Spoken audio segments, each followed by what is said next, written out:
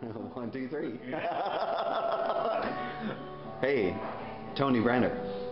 This is a show of your works on paper. You haven't. When was your last show?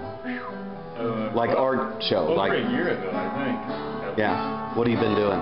Not art, I guess. Oh yeah.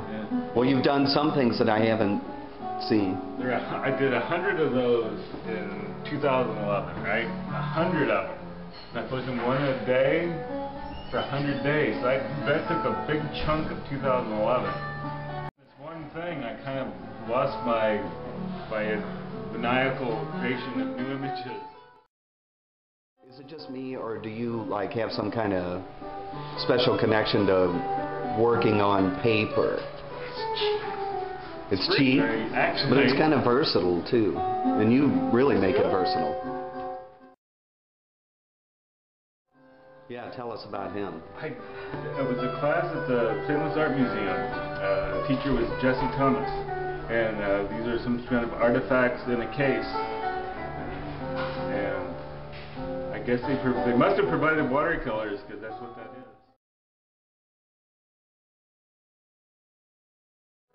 Talk to me about the little Robert Motherwell. That's a series. I took a sheet of paper, a poster, like yay long, and then made this kind of swooping thing across the whole length of it, and then divided it up into smaller squares. That's really nice. You cut it out just perfectly. It looks like a landscape. Did that occur to you when you were cropping it? Or? Yeah. I mean, kind of actually. Next month's show is going to be imaginary landscape. And the big axis kind of, that's an ongoing theme, but that one was from a while back. Do you do any more? Have you done any more? No, because it's a special process. Wireless lithograph. The guy, the uncle Jeff Sibble, came up with it. It uses a used Xerox toner and alcohol. You rub it on a printing plate, and it's cool. Talk to me about the monotype for Patti Smith. Yeah, that was from the same class with Sipple. This is basically, we were doing, he was showing us how to do multicolor prints. That is just like a backing sheet that went through with nothing on it.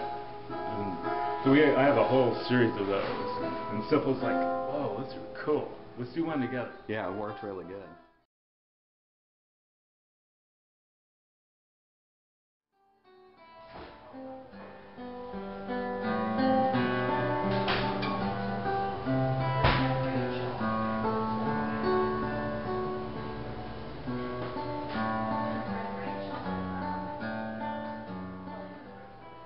Hey, have you been smoking while you've been working on paper? And I went, after one of the shows here, Terrence Dempsey from the MOCRA Museum of Contemporary Religious Art was here. He said, hey Terry, can I come by and see you behind the scenes? He's like, sure, come on.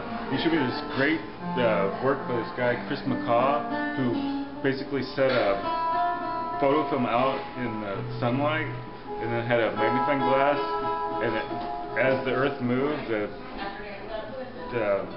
beams of the magnifying glass would cut through the photographic film. Like, oh, that's cool. So I'm like, well, I'm going to get a magnifying glass and just burn paper. And it turned out it was a little bit harder to do than I thought. It was like 110, so I couldn't really stand out in the sun for too long trying to burn my paper. So I got some burn marks on there. I'm like, well, why don't I get some string and put it in lighter fluid and put that on there? That'll be cool. And I thought, oh, it would smoke. So I put the paper on top of the smoke and got the smoke marks. Tell us about the buzzards and dreadful crows here. Who's Robert Bullard? From Guided by Voices. It's one of my favorite songs. Guided by Voices, the rock band? Yeah, the buzzards and dreadful crows. Kind of surrealistic because you're like inside and out. You're inside looking out at the buzzards, but you're also outside looking at the flowers. What'd you paint the background with? Is that a bunch of washes? What is that? Yeah, it's watercolor. And the background's watercolor, the gouache, the flowers are gouache. And the buzzards and rebel crows are pink. What's your favorite kind of way to work on paper? Good question. That came out really well. I was experimenting with charcoal. I need to draw more. Acrylics on paper with nice. Yeah, I've got one of those, and it's that Miles Davis piece, and it's one of my, well, it's my favorite piece of art I got in my house, and it's, you know, one of my favorites of yours.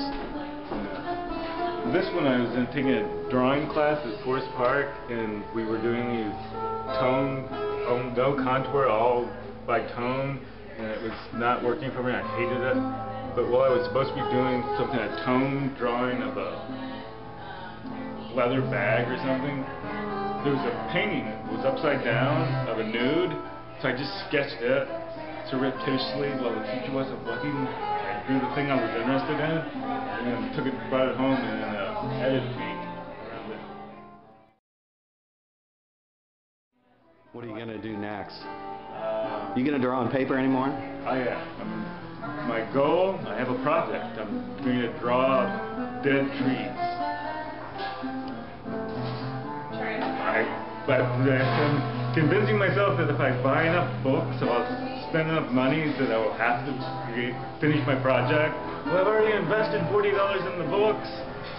I don't have to, you know, it's just a psychological trap. If I could just do it, it would be done. I gotta psych myself out.